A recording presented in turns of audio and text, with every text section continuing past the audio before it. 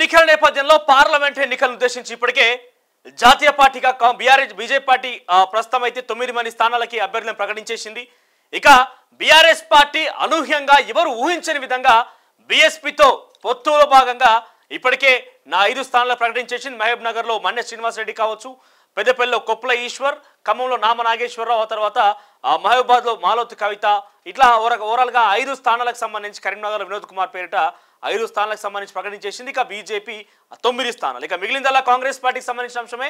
ఇప్పటికే ప్రదేశ్ ఎలక్షన్ కమిటీకి సంబంధించినటువంటి ఒక్కొక్క నియోజకవర్గానికి సుమారుగా 3-4 పేర్లు ప్రతిపాదిస్తూ అధినాయకత్వానికి కేంద్ర ఎన్నికల కమిషన్కి ఇప్పటికే రాష్ట్ర కాంగ్రెస్ పార్టీ పూర్తి స్థాయిలో లిస్ట్ కూడా ఫైనలైజ్ చేసే విధంగా వాళ్ళకి అందించింది. ఇక మిగిలిందల్లా రేపు కేంద్ర ఎన్నికల కమిషన్ అయితే కాంగ్రెస్ ఎలక్షన్ కమిటీకి సంబంధించినటువంటి భేటీ ఉంది. ఆ భేటీలో సుదీర్ఘమైనటువంటి చర్చల తర్వాత రేపు సాయంత్రం కల్లా ఈ సమయానికల్లా ఒక అంచనాకు వచ్చి కొన్ని పేర్లు ప్రకటించే అవకాశం ఉంది. అయితే మనకున్నటువంటి సమాచారం మేరకు ఒక లిస్ట్ అయితే ఫైనల్ అయింది. ఇప్పటికే 2-3 పేర్లు మాత్రమే అక్కడ పరిశీలనలో ఉన్నాయి, లేదా 1 లేదా 2 పేర్లు మాత్రమే పరిశీలనలో ఉన్నాయి. సో ఒక్కో నియోజకవర్గానికి 2 పేర్ల నుంచి ఒక పేరు కన్ఫర్మ్ చేసే అవకాశం ఉంది. కొన్ని నియోజకవర్గాల్లో సింగిల్ నేమ్ కూడా మొదటి నుంచి వినిపిస్తోంది. ఎస్, ఇప్పటికే ఒక లిస్ట్ అయితే అంచనాకు వచ్చారు. ఒకసారి నియోజకవర్గాల వ్యాప్తంగా మనం పరిశీలిస్తే కనుక ముందుగా ఆదిలాబాద్ విషయంలో కాంగ్రెస్ పార్టీ కాస్త సతమతం అవుతున్నట్టుగా చెప్పాలి, క్వశ్చన్ మార్క్ అని చెప్పాలి. ఇక్కడ ప్రధానంగా వినిపిస్తున్న పేర్లలో ఒకటి Prakash Rathod, IRS officer. So Prakash Rathod పేరు వినిపిస్తోంది. ఇప్పటికే ఆయనతో పాటు మనం ఒక ఇంటర్వ్యూ కూడా చేసినాం. సో ప్రకాష్ రాథోడ్ పేరు వినిపిస్తోంది. ప్రకాష్ రాథోడ్తో పాటుగా నరేష్ జాదవ్, సో నరేష్ జాదవ్ పేరు కూడా వినిపిస్తోంది ఇక్కడ. కానీ ప్రస్తుతానికి ఒక అంచనాకైతే రాలేకపోయారు. ఆదిలాబాద్ విషయంలో ఒక బలమైన నాయకుడి విషయంలో అన్వేషిస్తోంది కాంగ్రెస్ పార్టీ. ప్రస్తుతానికైతే కొంత దీని మీద అనేక అనుమానాలు కూడా ఉన్నాయి. ఆదిలాబాద్లో ఎవరిని ప్రకటించబోతున్నారు ఏందనేది మాత్రం. సో ప్రధానంగా వీళ్ళ పేరు పరిశీలనకు వస్తున్నప్పటికీ మరికొంతమంది పేర్లను కూడా కాంగ్రెస్ పార్టీ అన్వేషిస్తుందట. కొంతమంది ఇతర పార్టీ వ్యక్తులను కూడా పార్టీలోకి చేర్చుకునేటువంటి ప్రయత్నాలు కూడా ముమ్మరం కొనసాగిస్తోంది. ఇక తదుపరి పెద్దపల్లి పార్లమెంటరీ నియోజకవర్గ విషయానికి వస్తే మొదటి నుంచి కూడా వస్తున్న పేరు గడ్డం వంశీతో పాటుగా, ఎందుకంటే తన రాజకీయంగా తన జనరేషన్స్ మొత్తం కూడా తన తాత కావచ్చు, తండ్రి కావచ్చు, అందరూ కూడా రాజకీయంగా సుదీర్ఘమైనటువంటి రాజకీయ అనుభవం ఉన్న వ్యక్తులు గడ్డం వంశీ ప్రధానంగా వినిపిస్తున్నప్పటికీ ఇదే పార్లమెంటరీ నియోజకవర్గం నుంచి యూత్ కాంగ్రెస్ గా గతంలో కొన్ని రాష్ట్రాలకు కూడా ఇన్ఛార్జ్ గా పనిచేసినటువంటి నాయకుడు, యువ నాయకుడు ఉన్నటువంటి ఊట్ల వరప్రసాద్ పేరు కూడా పరిశీలనలో ఉన్నది. అయితే ఇక్కడ ఇప్పటికే 7 పార్లమెంటరీ, దీంట్లో చెన్నూరు, బెల్లంపల్లి 2 కూడా గడ్డం వంశీకి సంబంధించిన ఫ్యామిలీ నుంచి వివేక్ తన తండ్రి చెన్నూరు ఎమ్మెల్యేగా, బెల్లంపల్లి నుంచి తన పెదనాన్న లేకపోతే వాళ్ళ కుటుంబానికి సంబంధించిన వ్యక్తిగా వినోద్, ఇద్దరు కూడా 2 నియోజకవర్గాలు వాళ్ళే ఎమ్మెల్యేలుగా ఉన్నారు. ఇక మిగిలిన 5 నియోజకవర్గాలకు సంబంధించి మంచిర్యాల, ధర్మపురి, రామగుండం, మంతని, పెద్దపల్లి. సో ఓవరాల్గా 7 పార్లమెంట్లో 7 అసెంబ్లీ సెగ్మెంట్లో 2 అసెంబ్లీ సెగ్మెంట్ సంబంధించి వాళ్ళ కుటుంబీకులు ఎమ్మెల్యేలుగా ఉన్నారు. మిగిలిన 5 సెగ్మెంట్లకు సంబంధించి ఇతరస్తులు ఉన్నారు. సో ఓవరాల్గా గడ్డం వంశీకి పాజిటివ్ అవుతుందేమో, డెఫినెట్గా ఆయన పేరు ప్రస్తావన వస్తుంది కాబట్టి నాకు ఇచ్చే అవకాశం ఉన్నట్టు కూడా పెద్ద ఎత్తున ప్రచారం జరుగుతుంది. ఒకవేళ వారసత్వంగా కుటుంబాలకి చెక్ పెట్టాలని కాంగ్రెస్ పార్టీ కనుక ఆలోచనలో ఉంటే, కుటుంబ రాజకీయాల కేర్ ఆఫ్ అడ్రస్ గా కాంగ్రెస్ పార్టీ పదే ప్రతిపక్షాలు కావచ్చు, ఇప్పుడు అధికార పక్షం కేంద్ర ప్రభుత్వం బీజేపీ పార్టీ కూడా ఆరోపిస్తున్న నేపథ్యంలో ఈ కుటుంబాలను ఒక అంశానికి చెక్ పెట్టాలని ఒక ఆలోచనలో ఉంటే కనుక ఊట్ల వరప్రసాద్ పేరు తెర మీదకి వచ్చే అవకాశం ఉంది. సో నిన్న పెద్దపల్లికి సంబంధించినటువంటి ఈ దళిత సామాజిక వర్గానికి సంబంధించినటువంటి మాదిగ సామాజిక వర్గం వ్యక్తులు కూడా పెద్ద ఎత్తున ర్యాలీ చేపట్టి ఊట్ల వరప్రసాద్కే టికెట్ ఇవ్వాలంటూ కూడా పెద్ద ఎత్తున ర్యాలీ చేపట్టిన అంశాలు కూడా ఇప్పటికే తొలివెలుగులో కూడా ఉన్నాయి. ఓవరాల్గా ఇదే రాష్ట్ర వ్యాప్తంగా చర్చనీయాంశం అవుతుంది. పెద్దపల్లి పార్లమెంట్లో ఎవరికి టికెట్ రాబోతున్న ఉత్కంఠ కూడా వినిపిస్తుంది. ఎందుకంటే కుటుంబ రాజకీయాలకు కేర్ ఆఫ్ అడ్రస్ గా కాంగ్రెస్ పార్టీ మరోసారి దాన్ని గుర్తు చేస్తూ గడ్డం వంశీకి టికెట్ ఇస్తున్నారు. లేదంటే పార్టీ కోసం కష్టపడి లాయలిస్ట్ గా పార్టీ కోసం కొన్ని సంవత్సరాల నుంచి అనేకంగా కృషి చేస్తున్నటువంటి ఊట్ల వరప్రసాద్ అనే ఒక వ్యక్తి కూడా దరఖాస్తు చేస్తున్నారు. సో ఆయన పక్షాన పార్టీ సపోర్ట్ గా ఉంటుందో మాత్రం చూడాల్సిన అవసరం అయితే ఉంది. ఓవరాల్ గా ఈ 2 పేర్లు మాత్రమే ప్రస్తుతం పరిశీలనలో ఉన్నాయి. ఇక మరోవైపు కరీంనగర్ విషయానికి వస్తే కరీంనగర్ లో కూడా కొన్ని పేర్లు వినిపిస్తున్నాయి. ప్రధానంగా ప్రవీణ్ రెడ్డి పేరు వినిపిస్తోంది. ప్రవీణ్ రెడ్డితో పాటుగా గతంలో మనం మాట్లాడుకున్నట్టుగా ఒకవేళ కనుక, ఎందుకంటే గతంలో ఇదే స్థానం నుంచి బీసీ ఇక్కడ కరీంనగర్ నుంచి పోటీ చేశారు పొన్నం ప్రభాకర్, కాబట్టి ఇదే బీసీ వర్గానికి చెందిన వ్యక్తిగా ఇవ్వాలనుకుంటే కనుక రుద్ర సంతోష్ పేరు వినిపిస్తోంది. మున్నూరు కాపు సామాజిక వర్గానికి చెందిన వ్యక్తి ఆయన కూడా పార్టీకి లాయలిస్ట్. దీంతో పాటుగా ఆర్గనైజేషన్ స్టాండర్డ్ నుంచి కూడా కాంగ్రెస్ పార్టీలో పెద్ద ఎత్తున ఆయన పనిచేస్తూ వచ్చారు. అయితే ప్రధానంగా కాంగ్రెస్ పార్టీకి సంబంధించిన వ్యక్తులుగా మాజీ ఎమ్మెల్యేగా ప్రవీణ్ రెడ్డి కావచ్చు, లేకుంటే పార్టీకి లాయలిస్ట్ గా సంతోష్ పేరు పరిగణలోకి వస్తుంది. కానీ ఇక్కడ ఫైనాన్షియల్ మ్యాటర్స్ ఉన్నప్పుడు ఒకవేళ కనుక ఫైనాన్స్ కనుక తెర మీదకి వస్తే, ఫైనాన్షియల్ ఆస్పెక్ట్ కనుక తెర మీదకి వస్తే ఇక్కడ వీళ్ళిద్దరికంటే ఫైనాన్స్ లో చాలా బలంగా ఉన్నటువంటి వ్యక్తిగా రాజేందర్ రావు అనే ఒక వ్యక్తి పేరు వినిపెడుతోంది. సో గతంలో కూడా ఆయన అక్కడ ఎన్నికలు రాగానే, అంటే ఒక ఆరోపణ ఆయన మీద ఉన్నటువంటి అంశం ఏంటంటే ఎన్నికలు రాగానే ఇక్కడ పోటీలోకి రావడం, తర్వాత ఎన్నికలు అయిపోగానే ఇక్కడ ప్రజలు కనబడకుండా డిసప్పియర్ అయిపోవడం లాంటి ఒక ఆరోపణ ప్రధానంగా తన మీద ఉంది. కాబట్టి ఒక ఆరోపణ విషయంలో, ఎందుకంటే ఇది కరీంనగర్ వినోద్ రావు కావచ్చు, లేకపోతే అక్కడ సిరిసిల్లలో కేటీఆర్ కావచ్చు, చాలా సెగ్మెంట్ సంబంధించి కాబట్టి ఏ రకంగానూ కూడా కరీంనగర్లో పాగవేయాలని ఒక లక్ష్యంగా కాంగ్రెస్ పార్టీకి వెళ్తుంది తప్ప మరి అక్కడ ఎటువంటి అభ్యర్థి ప్రకటించే అవకాశంలో చూడాల్సిన అవసరం అయితే ఉంది. ప్రస్తుతానికైతే ప్రవీణ్ రెడ్డి, ఆ తర్వాత సంతోష్, రుద్ర సంతోష్ పేరు ప్రధానంగా వినిపిస్తున్నాయి పార్టీకి లాయలిస్ట్ గా. ఆ తర్వాత సెకండ్ ఆప్షన్ కింద ఈ స్థానంలో ఒక బలమైన వ్యక్తితో పాటుగా ఫైనాన్స్ లో బలపుష్టిగా ఉన్న వ్యక్తిని పెడితే మాత్రం డెఫినెట్ కాంగ్రెస్ పార్టీకి కొంత లాభం జరిగే అవకాశం ఉన్న నేపథ్యంలో రాజేందర్ రావు అనే పేరు వినపడుతోంది. కానీ ప్రధానంగా పార్టీ కార్యకర్తలకి, పార్టీ కోసం పనిచేసిన వారికి టికెట్ కేటాయిస్తామంటూ గతంలో రేవంత్ రెడ్డి చెప్పిన నేపథ్యంలో భాగంగా ఇద్దరు పేర్లు మాత్రం ప్రస్తుతం పరిశీలనలో ఉన్నాయి. ఇక నిజామాబాద్ లో కూడా ఇది కూడా బీసీ స్థానమే. గతంలో మరియాస్కి ఇక్కడ పోటీ చేస్తున్న నేపథ్యం. అయితే ఇక్కడ ప్రస్తుతానికి నిజామాబాద్కి సంబంధించి జీవన్ రెడ్డి పేరు వినిపిస్తోంది. కానీ జీవన్ రెడ్డి మొదటి నుంచి కూడా పార్టీకి లాయలిస్ట్తో పాటుగా గతంలో వచ్చినటువంటి ఎమ్మెల్యే ఎన్నికల్లో ఆయన ఓడిపోవడం జరిగింది. తిరిగి ఎమ్మెల్సీకి అవకాశం ఇచ్చారు. మళ్ళీ తిరిగి మొన్న అసెంబ్లీ ఎలక్షన్లో కూడా జీవన్ రెడ్డికి ఎమ్మెల్యేగా అవకాశం ఇస్తే ఆడ కూడా ఓడిపోవడం జరిగింది. సో ఓవరాల్గా జీవన్ రెడ్డికి 3 ఎలక్షన్లో కూడా కీలకమైన ఎలక్షన్లకు అవకాశం కల్పించారు. కాబట్టి ఈసారి మరోసారి ఎంపీగా కూడా ప్రాతినిధ్యం వహించే రకంగా ఆయన ప్రయత్నం చేస్తున్నారు. దీనికి తోడు అక్కడ బలమైన వ్యక్తి కావాల్సిన అవసరం, ఎందుకంటే నిజామాబాద్ నుంచి ధరంపై అరవింద్ని ఢీకొనాలన్నా, లేకపోతే అదే స్థానం నుంచి కేసీఆర్ కుటుంబం నుంచి వచ్చినటువంటి వ్యక్తిగా కవితను ఢీకొనాలన్నా కూడా బలమైన వ్యక్తి కావాలి. కాబట్టి జీవన్ రెడ్డి పేరు ప్రస్తావనకు వస్తుంది. ఒకవేళ ఇదే స్థానం నుంచి ఇప్పటికే ఎమ్మెల్యేగా పోటీ చేసి ఓడిపోయినటువంటి సానుభూతి వర్కౌట్ అవుతుందని ఒక నేపథ్యం కనుక ఉంటే ఇక్కడ సునీల్ రెడ్డి అంటూ కూడా టికెట్ ఎక్స్పెక్ట్ చేస్తున్నారు. ఆరెంజ్ ట్రావెల్ సునీల్ రెడ్డి కూడా, ఆయన కూడా టికెట్ ఎక్స్పెక్ట్ చేస్తున్నారు. ఒకవేళ ఇక్కడ బీసీని ప్రయోగించి బీసీ సెంటిమెంట్ కనుక రెచ్చగొట్టాలనుకుంటే ఇక్కడ అనిల్ ఎరవర్తి పేరు వినిపిస్తోంది. అనిల్ ఎరవర్తిని ప్రయోగించే అవకాశం ఉంది.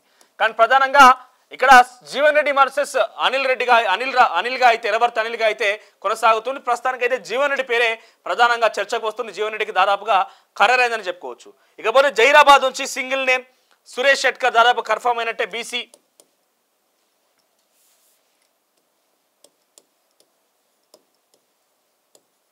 సో సురేష్ షెట్కర్ పేరు దాదాపు కన్ఫర్మ్ అయినట్టే. ఇక ఆ తర్వాత మెదక్ విషయానికి వస్తే మెదక్ కూడా నీలమధు పేరు దాదాపు కన్ఫర్మ్ అయినట్టు. ఎందుకంటే ఇక్కడ బీసీని ప్రయోగించి ఇటు బీజేపీని బీఆర్ఎస్ని ఇరకాటంలో పెట్టే రకంగా పార్టీ ప్లాన్ చేస్తున్న నేపథ్యంలో దీంతో పాటుగా నీలమధుకి గతంలో ఎమ్మెల్యే టికెట్ ఇచ్చి కూడా చివరి నిమిషంలో తిరిగి వెనక్కి తీసుకోవడంతో కాస్త వాళ్ళకి అవకాశం ఇవ్వాలంటే కూడా రేవంత్ రెడ్డి మాట్లాడడంతో తిరిగి నీలమధుని పార్టీలో తీసుకున్నారు. సో నీలమధుకి ఈ యొక్క మెదక్ సీట్ వచ్చే అవకాశం ఉంది.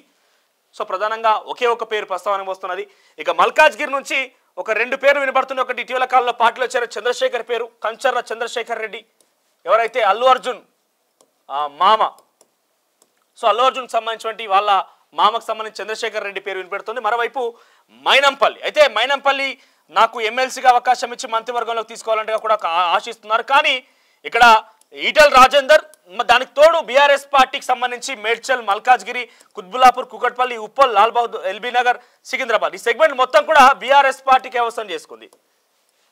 సో సెగ్మెంట్లన్నీ కూడా బీఆర్ఎస్ పార్టీ అసెంబ్లీ సెగ్మెంట్స్ మొత్తం కూడా కైవసం చేసుకున్న నేపథ్యంలో ఇక్కడ ఇప్పటికే ఈటెల రాజేందర్ని బీజేపీ ప్రకటించేసింది. బీఆర్ఎస్ పార్టీ కూడా అక్కడ పవర్ఫుల్గా ఉంది. సో అదే స్థాయిలో పవర్ఫుల్గా ఉండాలంటే మైనంపల్లి మీరైతేనే కరెక్ట్ ఫైనాన్షియల్ కానీ, లేకుంటే అక్కడ ఉన్నటువంటి ప్రజల్లో ఆదరణ ఉన్న వ్యక్తిగా కూడా మీకు గుర్తింపు ఉన్నది కాబట్టి మీరు బరిలో నిలపండి అన్న రకంగా కాంగ్రెస్ పార్టీ ఆలోచన చేస్తుందంట. కానీ దానికి మైనంపల్లి విముఖత చూపిస్తుందంట.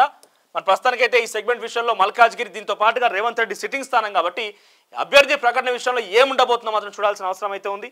ఇక సికింద్రాబాద్లో దాదాపుగా బొంతు రామ్మోహన్ కన్ఫర్మేట్గా చెప్పాలి. ఎందుకంటే ఇక్కడ కూడా బీసీని ప్రయోగించే రకంగా కాంగ్రెస్ పార్టీ ఆలోచన చేస్తుంది. గతంలో కూడా ఇక్కడ బీసీ అభ్యర్థిని ప్రకటించారు. కానీ ఇక్కడ బొంతు రామ్మోహన లేదా తన సతీమణి శ్రీదేవి అన్న పేరు వినిపిస్తుంది. ఎందుకంటే గతంలో ఇదే సికింద్రాబాద్ సెగ్మెంట్ నుంచి యాదవ సామాజిక వర్గం చెందినటువంటి అంజన్ కుమార్ యాదవ్ని బరిలో నిలిపింది. అయితే అంజన్ కుమార్ యాదవ సామాజిక వర్గం కాబట్టి ఒకవేళ కరీంనగర్లో కనుక బీసీకి ఇవ్వాల్సి వస్తే అది మున్నూరు కాపు సామాజిక వర్గం చెందినటువంటి రుద్ర సంతోష్కి ఇచ్చే అవకాశం ఉన్న నేపథ్యంలో ఇక్కడ రామ్మోహన్ కాకుండా శ్రీదేవి యాదవ్ తనని ప్రయోగిస్తే కనుక యాదవ సామాజిక వర్గంతో పాటుగా మహిళలకు కూడా టికెట్ కేటాయించిన ఒక అంశం.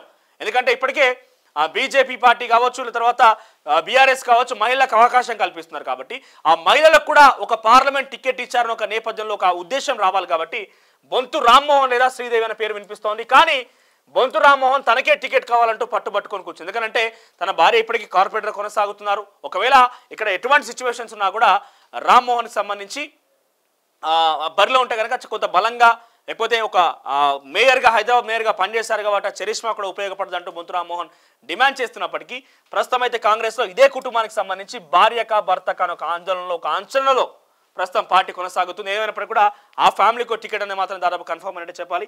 ఇక హైదరాబాద్ నుంచి అలీ మస్కత్, తర్వాత చేవెల నుంచి సునీతా మహేందర్ రెడ్డి ఇప్పటికే కన్ఫర్మ్ అయినని చెప్పుకోవచ్చు. సో చేవెల నుంచి సునీతా మహేందర్ రెడ్డి, మహబూబ్ నగర్ నుంచి వంశచంద్ర రెడ్డి, ఇక నాగర్ కర్నూలులో ఇద్దరి మధ్య పోరు రసవత్తరంగా కొనసాగుతున్నది. మల్లు రవి వర్సెస్ సంపత్ కుమార్గా కొనసాగుతుంది. కానీ మొదటి నుంచి కూడా ఈయనకి సంపత్ కుమార్కి ఎమ్మెల్యేగా టికెట్ ఇచ్చి అలంపూర్ నుంచి ఓడిపోయినప్పటికీ మరోసారి అవకాశం కల్పిస్తారన్న ఒక అంచనాతో ఆయన ముందుకు కొనసాగుతున్నారు.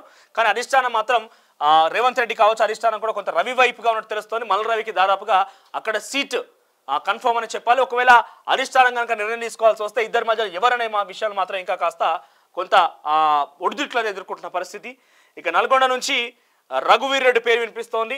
జానారెడ్డి కుమారుడు రఘువీర్ రెడ్డి.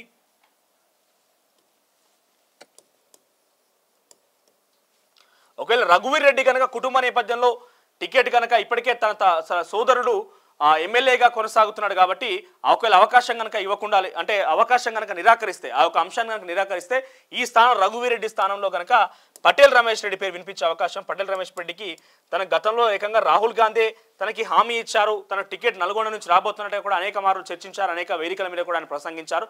సో పటేల్ రమేష్ రెడ్డి లేదా రఘువీర్ రెడ్డి పేరు ప్రస్తావనకు వస్తుంది. ఇక భువనగిరి సెగ్మెంట్ విషయానికి వస్తే భువనగిరిలో చామల కిరణ్ కుమార్ రెడ్డి. సో చామల కిరణ్ కుమార్ రెడ్డి పేరు వినిపిస్తోంది. సో దాదాపుగా ఆయనకు చామల కిరణ్ కుమార్ రెడ్డికి కన్ఫర్మ్ అని చెప్పాలి. కానీ పార్టీ ఈక్వేషన్ల ప్రకారం ఒకవేళ ఈ ఒక బీసీలకి 5 స్థానాలు కనుక ఇవ్వాల్సి వస్తుంది. ఎందుకంటే బీజేపీ 5 స్థానాలు కేటాయించింది, బీఆర్ఎస్లో కూడా ఒక 4 స్థానాల వరకు వచ్చే అవకాశం ఉన్న నేపథ్యంలో కాంగ్రెస్ పార్టీ కూడా అధికారంలో ఉన్న పార్టీ కాబట్టి 5 స్థానాలు బీఆర్ఎస్కి బీసీలకు కేటాయించాలంటూ ఆలోచన నేపథ్యంలో ఒకటి మెదక్, సికింద్రాబాద్, జహీరాబాద్తో పాటుగా కరీంనగర్ సెగ్మెంట్ లేదా భువనగిరిలో కూడా టికెట్ ఇచ్చే అవకాశం కనబడుతుంది. ఒకవేళ చామల కిరణ్ కుమార్ రెడ్డికి దాదాపు కన్ఫర్మ్ అయినట్టే. కానీ ఇక్కడ బీసీ అభ్యర్థిని కూడా ప్రయోగించే రకంగా కాంగ్రెస్ పార్టీ ఆలోచన చేస్తుందట. ఇక వరంగల్కి సంబంధించి దొమ్మటి సాంబయ్య, తర్వాత ఇందిరా పేరు వినబడుతుంది. ఇందిరా అంటే ఇక్కడ స్టేషన్ గన్పూర్ నుంచి గతంలో ఎమ్మెల్యేగా పోటీ చేసిన ఇందిరా పేరు వినబడుతోంది. మరొక పోలీస్ ఇన్స్పెక్టర్గా, పోలీస్ ఆఫీసర్గా పనిచేసిన దొమ్మటి సాంబయ్య పేరు వినబడుతుంది. ప్రస్తుతానికి ఈ స్థానానికి మరికొంతమంది కూడా ఆశాభావాలు వ్యక్తం చేస్తున్నారు. సో దీనికి కూడా కొన్ని సస్పెన్స్ అని చెప్పాలి. మరోవైపుగా ఇక్కడ అద్దంకి దయాకర్ పేరు వినబడుతుంది. కానీ ప్రస్తుతానికి ఏదో కొంత అంటే అంతర్గతంగా పార్టీలో అనేక రకాల విషయాల దృష్ట్యా, అనేక కోణాల దృష్ట్యా, అనేక క్యాల్కులేషన్స్ పరంగా అద్దంకి దయాకర్ని ఇక్కడ ప్రయోగించకపోవచ్చు అనే అనుమానాలు కూడా వ్యక్తమవుతున్నాయి. ఇక మహబూబాద్ నుంచి బలరాం నాయక్, తర్వాత ఖమ్మం నుంచి ఇప్పటికే ప్రసాద్, ఎవరైతే దానికి సంబంధించి మహీంద్రా టాటాకు సంబంధించి కొన్ని ఇండస్ట్రియలిస్ట్గా పేరుందారో ఆ ప్రసాద్ పేరున పడుతుంది, ప్రసాద్ రావు. సో మరి చూద్దాం ఇక ఇది ఓవరాల్గా. కానీ ఖమ్మం సంబంధించి కాస్త పెండింగ్ ఉండే అవకాశం. మొదటి వర్షన్లో మొదటి ఆ లిస్ట్లో దాదాపుగా మహబూబాద్కి సంబంధించిన స్థానం, ఆ తర్వాత నల్గొండ స్థానం, నాగర్ కర్నూల్, మహబూబ్ నగర్, చేవెళ్ళ, సికింద్రాబాద్, మెదక్, జహీరాబాద్, ఆ తర్వాత కరీంనగర్, ఈ స్థానాలకు సంబంధించి టికెట్ పెద్దపల్లి, ఈ స్థానాలు 9 స్థానాలకు సంబంధించి ఏ రకంగా అయితే బీజేపీ పార్టీ టికెట్ల కేటాయింపు జరిపిందో, ఆ యొక్క అభ్యర్థుల ప్రకటన జరిగిందో, మొదటి లిస్టులో 9 స్థానాలు వచ్చే అవకాశం. దాంట్లో పెద్దపల్లి, తర్వాత నిజామాబాద్, జహీరాబాద్, మెదక్, తర్వాత సికింద్రాబాద్, చేవెళ్ళ, మహబూబ్ నగర్, నాగర్ కర్నూల్, ఈ స్థానాలకు సంబంధించి ప్రకటన మహబూబాద్, తర్వాత ఈ స్థానాలకు సంబంధించి ప్రకటన జరిగే అవకాశం ఉంది. 9 స్థానాల్లో అయితే కాంగ్రెస్ పార్టీ ఒక నిర్ధారణకైతే వచ్చింది, 1-2 పేర్లలో. ఇంకొన్ని స్థానాలు ముఖ్యంగా ఆదిలాబాద్, వరంగల్ లాంటి స్థానాల్లో కాస్త ఒడిదుడుకులు ఎదుర్కొంటుంది. బలమైన అభ్యర్థి కోసం పార్టీ అన్వేషిస్తోంది. కొంతమంది అక్కడ టికెట్ రేస్లో ఉన్నప్పటికీ వాళ్ళ బలహీనాలు ఏంటి, లేకపోతే అక్కడ వాళ్ళ సర్వే రిపోర్ట్లో ఏ రకంగా వచ్చింది, ప్రజల ఆదరణ ఏ మేరకు ఉంటుందనే విషయంలో కూడా కాస్త పార్టీ అంతర్గతంగా చర్చ కొనసాగుతుంది. ఇక రేపు Congress election committee, central election committee కూడా భేటీ అవకాశం ఉంది. భేటీలో చివరిగా 9 మంది అభ్యర్థులకు సంబంధించి లిస్టు కూడా బయటకు వచ్చే రకంగా కనిపిస్తోంది. రేపు సాయంత్రం ఈ సమయానికల్లా, లేదంటే సాయంత్రానికల్లా ఒక తుది నిర్ణయానికి వచ్చి మొదటి లిస్ట్ అయితే కాంగ్రెస్ పార్టీ విడుదల చేసే అవకాశం ఉంది. మరి చూద్దాం ఎటువంటి రాజకీయ సమీకరణ మేర ఈ యొక్క లిస్టు ప్రకటించబోతుంది, లేకపోతే సామాజిక వర్గాల సమతుల్యత పాటిస్తామన్నట్టుగా కాంగ్రెస్ పార్టీ చెప్పిన హామీ ఎంత మేరకు పాటించబోతుందో మాత్రం చూడాల్సి ఉంది. ఇది కాంగ్రెస్ సంబంధించినటువంటి ఫైనల్ లిస్టు అంచనాకు వచ్చినటువంటి అంశం.